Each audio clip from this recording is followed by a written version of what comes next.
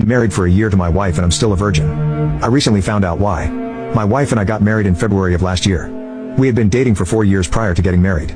During that time, we hadn't been intimate or anything close to it. We'd kissed, cuddled, and done things like that, but nothing more. She told me she was waiting for marriage, which was fine with me. I was happy with that because I had always known we'd get married. Fast forward to the wedding day, and I was about to explode from excitement. Firstly, I was marrying the woman of my dreams. Secondly, we were finally going to be intimate. The wedding itself was really nice. It was a pretty basic ceremony in a small chapel with only close family, followed by a meal at her parents' house. We then went back to my wife's house, and I was ready for it, but she said she was too tired after a long day. No problem, I thought, what's one more day? The next morning, I woke up, and she had already gone out. I had no idea what time she left, and there was just a note on the fridge saying she was at her parents' house. This detail is important for later. That was almost a year ago. Every time I've tried to discuss the subject, she's either been too tired, upset, not in the mood, or had some variation of these excuses. At one point, she accused me of being obsessed with intimacy because I used to ask about it most days.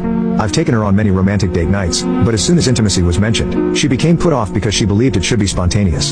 So I tried spontaneously engaging, but she accused me of attempting to force her if she didn't give consent beforehand.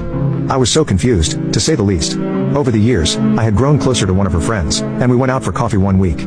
After some chit-chatting, she asked how the bedroom life was going. When I confessed that we had never done anything, she was really shocked. I thought, who wouldn't be shocked about a married couple where they were both still virgins? But no, she was shocked because her friend, my wife, had been incredibly promiscuous before she met me.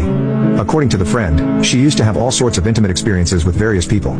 She estimated at least 14 lovers that she knew about. This left me even more confused. I wondered if I was just undesirable and why she had married me if I wasn't attractive enough for her. After talking some more to her friend, she suggested I sit down and have a serious conversation with my wife.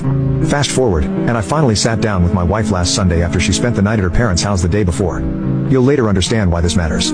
At first, she was completely unreceptive, but I asked her to listen and let me talk without interrupting. She agreed. I talked to her calmly, telling her that I wanted to love her in every way possible. I told her that I married her because I loved all of her, and that I wanted to know what was going on with her.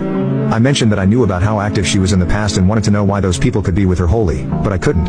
My talk lasted for almost an hour, and she listened without interrupting. As I talked, she started crying. She didn't sob or break down. Instead, she was quiet, and tears rolled down her cheeks.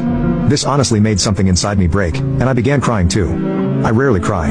After I finished talking, we sat and looked at each other for some time. I could see that she was thinking. She just silently shook her head. At that moment, things nearly fell apart, and I asked if she wanted me to contact a solicitor on Monday to begin divorce proceedings. She fully broke down then. She cried so hard, sobbing, that she ended up as a ball on the floor. This shocked me. I had never seen her like that before. I don't remember doing it, but I ended up on the floor cuddling her while she cried. And then the dam broke. That's when she finally confessed something that broke my heart.